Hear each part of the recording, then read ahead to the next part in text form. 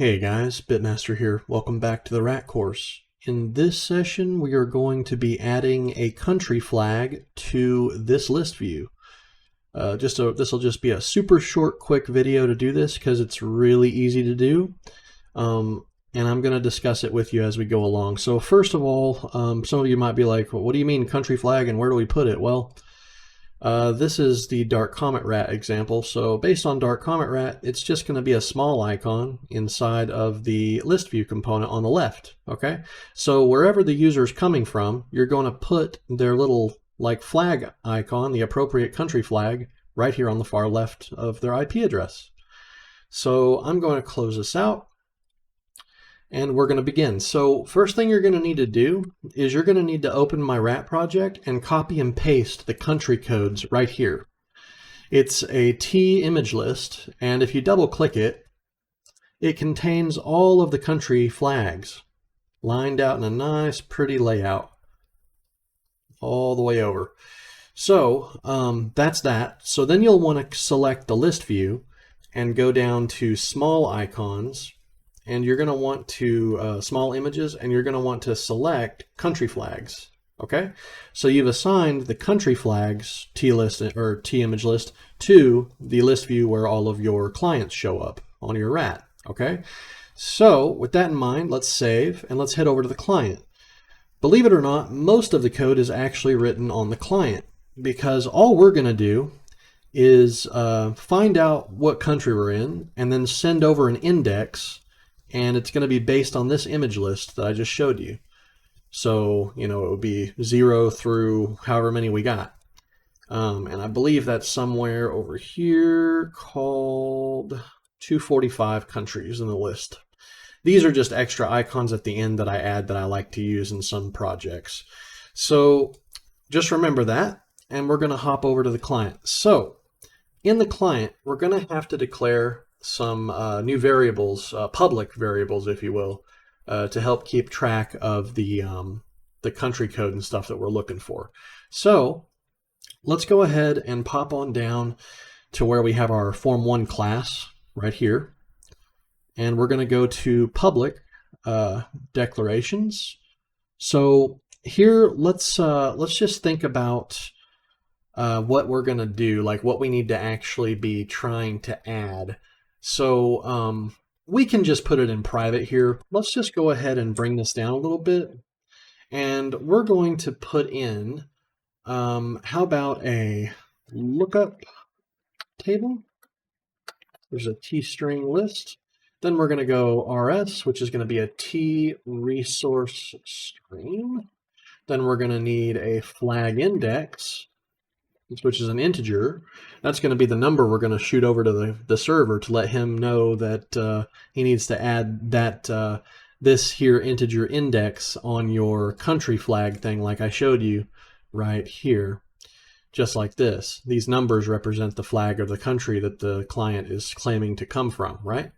So on this side, we've got our lookup table, we've got a resource stream, and a flag index. Now let me explain why we need these two. So the lookup table, quite simple actually. We're going to have a text file because we are not reaching out to a third party to find out what their country of origin is. We're actually going to do something a little bit different. If you're looking, I'm going to warn you right now, if you're one of these hardcore people that are looking to get the exact country that their IP is in without error, without issue, 100% of the time, essentially you're either going to have a locally hosted database which is up to date, which I find to be absolutely ridiculous because you're never going to be able to keep up to date.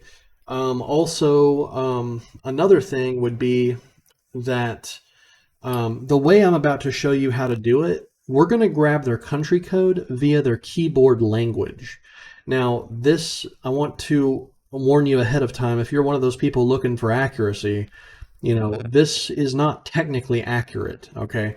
But it is accurate in knowing that chances are the person has their keyboard on that set language, therefore they obviously speak that set language and most likely do live in that set country, okay? But I'm just letting you know that grabbing this information from a keyboard layout, like the language layout, is not it is not 100% certain. I mean, they could be on an airplane, you know, flying from one country to another and just, I mean, they could be Chinese speakers natively and they're living in the USA and they just have their keyboard set up for, you know, CN for the code, right? So I'm just warning you ahead of time. This is not 100% accurate, but it is the way we're going to do it in this project because it does at least let you know that person does, you know, kind of speak that language, obviously. Otherwise, they wouldn't be typing in that language, right? So let's go ahead and add in the rest of this stuff. We're going to put country short code, which is going to be a string of their country in short. This will be like CN, US, blah, you know, whatever, like that, right? And then we're going to have their country as a string, which is going to be their entire country's, I guess you'd call it their country name, their friendly name, right? So United States or Canada, you know, like whatever, right? You get my point, guys? And then this is going to be a match, which is a T match. We're going to use this with regular expressions. So because it's red, we have to add regex to our application. Let's go ahead and put a comment here and at least say adding in country code related variables. And then let's scroll all the way up, and we're going to find just a line to add some stuff on. We're going to go regular expressions, and that's going to be that. Adding in regex for our project. Regular expressions, if you guys haven't read up on this, it's just a kind of a way to create sort of a pattern recognition type thing, if you will. And I'm going to be showing you guys here in just a sec the file we're going to be using. So let me go ahead and pull that up. So guys, this is the text file called lookup.txt. Okay, and it has all the country stuff. It's got the shortcut, the country shortcodes versus the entire country's name on the right. Okay, now remember, everything is separated by a space, and all of the country codes are caps, and all of the countries are also likewise caps. Okay, so we're going to I'll just kind of scroll through just to kind of give you guys a thing there. You know, it goes all the way from A through Z. It's all alphabetized. So it's literally A through Z, and it's pretty much all the countries, right? So there we have it. What we're going to have to do with this is we are going to have to create that file inside of our project folder. So let's really quickly pop this up here. And I'm going to just show you guys what I'm doing. I'm just pasting a text file from my desktop. So really, it's just right here. It's just the same file I just showed you. This one right here. It's got the short codes, country codes. That's it. I'm pasting it in here with the project file so we have it for backup. Okay. Now, what I'm going to do is I'm going to here. Let's show and explore one more time and copy this path. So we're going to go to project, and you guys need to follow along, because what we're going to do is take that text file and shove it into our exe as a resource. Okay, so project, resources and images, click add, and then you're going to want to select any file type. This frees it up to where you can add literally anything your heart desires. Now we can see the lookup.txt, because see, if I would have put it back to these resource files, it doesn't show anything. So that's why you have to click here and choose any file. Then you can click on lookup.txt and click open. Now this is going to be named, so backspace, make sure you're up here in this box under resource identifier. We're going to call the resource identifier country codes and press enter. It's a little bit fidgety, so you have to press enter and then click here, here. Make sure that it does say country codes and that it did accept it. So the identifier should read country codes over here as well. And once it does, click OK. All right, now we've added the lookup text file to our project on our client. So let's go ahead and pop over to form create. So you can pop back to the VCL application form and double click anywhere in the dotty area on the form to take you straight to the form create procedure. So now, guys, that we're here, we can essentially go ahead and start writing the detection that we're going to be doing for being able to do this. So In other words, we're going to go ahead and just start at the bottom to make it super simple on you, because everything's already written.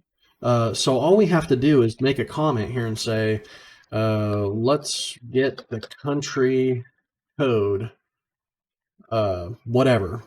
So for this, we'll go ahead and create our lookup table stuff. So we're going to say lookup table is equivalent to TImageList.create. Now we're going to essentially come down and do a try statement.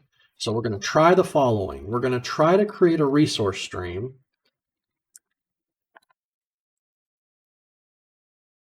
And this resource stream is going to be of our own instance. In other words, this application's instance. And we're looking for, what was it again, boys? Remember what we called that file inside of our resources? We called it country codes, just like that, right? And it's of RT RC data type. So now that we have what we're looking for, here, I think I misspelled this, boys. There. Now let's go to the next line. So we've created our supposed resource that should exist inside of our exe that we're able to look at. Let's do another nested try statement here to be careful with this. So we're going to go lookup table.load from stream, and that stream is going to be our resource stream that we just told to look at that resource, which is just the big long text file that we shoved in there, right guys? You remember? Okay, so once we're done with that, we're going to type rs.free because we want to free up memory and we don't want to do anything else with that. So we've created our resource stream, we've loaded the lookup table from the resource stream, and we freed the resource stream. So now all the data in that text file that I just got through showing you guys is actually loaded into lookup table, which is a t-string list. In other words, we took the text file from our butt, pretty much, right? And we shoved it into lookup table. Yay! Okay, so now what we can do is we can continue. So we have the lookup file, the text file, but we need to be able to look through it and determine what country we're from. And we need to do that by using a Windows API call to get our local keyboard layout based string type stuff. So let's go ahead and do it like this. Let's just say that the country short code is equivalent to get local ESTR local system default language to local underscore SIS031 66 CTRY name. And then we'll do get local str error. This is a Windows API method to get the local system's default language, okay? And that is going to return the characters, the beginning of the characters for our country short, which is like, US, or, like if you're in Algeria, it's AL, Algeria, whatever, just the short code, right? All right, so now that we've done that, we can try to match. So we're going to say match is equal to a T regular expression match, and we're going to try to match an input string with a pattern. So we have to look through the lookup table.txt, and we have to look for our country short that we just acquired from the keyboard settings, right? The local Microsoft Windows language settings. And we're going to look for this pattern. So it'll be a string, and we're looking for this like that. That's the string that will help us to remove all white spaces and all of everything that we don't require, all the way to the very, very end of the line where we have this semicolon in the string. If you guys remember, every single one of them had a semicolon at the end. So now then that we can do that, we can say if our match is a success, then we'll be able to do something with that match. So we're going to say then begin flag index is equal to the lookup table dot index of the match dot groups, and the only one we have should be 0 dot value because that's our match. So there you have it. Now we have the flag index inside of the text file that we just pulled from, and it's exactly located exactly where our country's number is in that text file, because the text file, let me go here real fast for you boys. The text file itself, this is 0, 1, 2, 3, 4, 5. You get it? So if we go down all the way near the bottom here, you'll see that US is United States. So this is like 77th or 143 or whatever the value is here, because we went down boom, boom, boom, boom, boom, boom, boom, boom, all the way to United States for me, for example. But it doesn't matter. It's going to grab the number of the line in here responsible for that specific country. Okay? So now that we have the flag index, we can say the country. Here, let me pull this back down a little bit. Let's go back to here and type in country. The actual full country's name, rather, can be the match.groups1, because that, if you want me to show you again, I'll show you again. This will be like saying that these are placeholders 0 in the matches groups. So this is match group 0. This is matched group 1. Technically, this is all matched group 1, even with the semicolon. But we've opted to do the match with this regular expression. So technically, we're kind of like looking through it and only finding what we need and skipping over this as well. So now then, that we're going to say if the match is a success, there's our flag index, and here is our country. Let's get rid of that and put it down here. So this is our flag index, and this is our country, okay? So we can now go down here and put except, and I'm going to do control, here, let me control D that.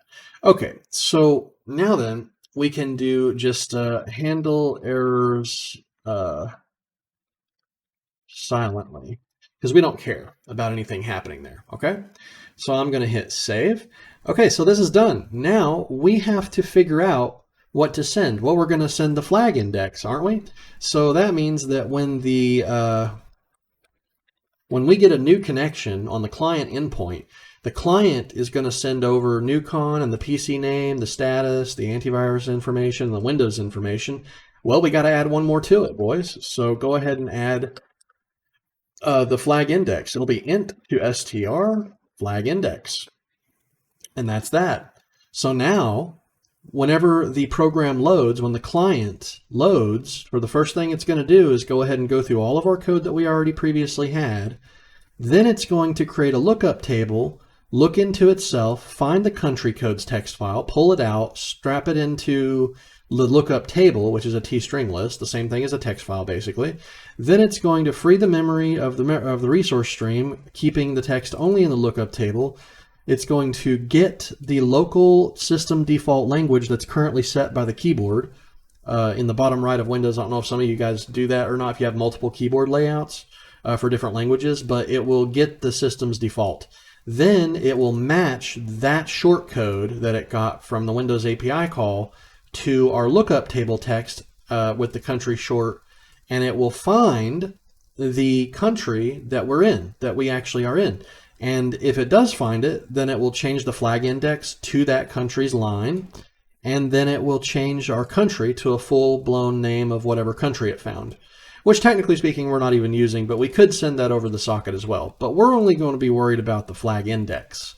So back here, if I go back to new con, we simply add in new con, PC name, blah, blah, blah, blah, and then we're adding the last pipe plus the last thing that we're doing, which is int to string and the flag's index.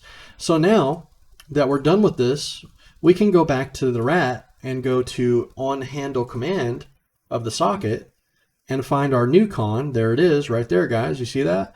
So now that we're here, we can actually go, we can scroll down to the point where we start accepting all this. You see all this stuff for the list items, like where we're actually adding it in and whatnot? That's exactly what I'm talking about. So right down in there, we can go all the way to 4, come after this, handle, or we can make a comment and say, set up the country flag now. So for here, we can start programming and say that we could say flag index, which I haven't declared yet, but it's going to be an integer. Flag index will be string to integer the params copy. We're copying from the command that we received, number 5. Like that, you see? Flag index needs to be a localized integer inside of the tthread queue. So let's go ahead and declare that. So now that we have that, we can go ahead and set the image index. So the list items.image index is equal to, what do you think it's going to be, boys? Flag index. Yay! Okay, fantastic. That's essentially it. So we're done. We can actually run this and see if it's going to work. So I'm going to save everything. Make sure you save everything on your all's end. I'll go ahead and start the client first. And we shall start the server. So yeah, so now that we have everything rolling, let's go and make sure that we get a connection, and it should have a flag attached to it. So let's listen. This is actually not my port that I actually want to listen on.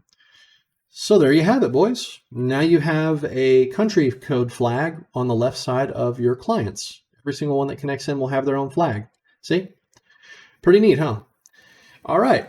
So that is it for this video. This video was nice and short, only 22 minutes, rather than the usual 40 to 50 to 60 to over that.